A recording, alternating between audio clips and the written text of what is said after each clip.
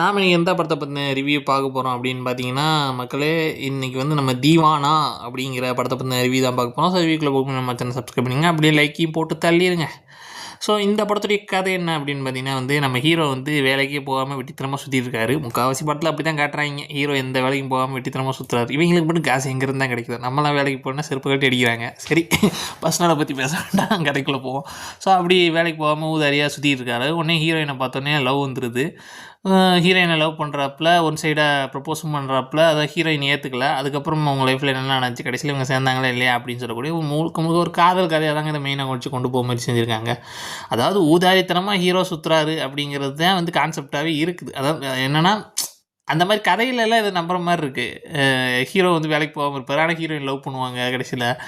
So இதெல்லாம் கதையில் நடக்குதுங்க, நிஜத்தில் நடக்குதான்னு தெரில. மேபி யாருக்காவது நடந்துருக்கலாம் நம்ம வாழ்க்கையில் அந்த மாதிரி. இவன் சொல்ல நான் வடிவேல் சார் சொல்கிற மாதிரி, நமக்கு எங்கே அந்த குடுப்பனையெல்லாம் நமக்கு அதை அமையலை.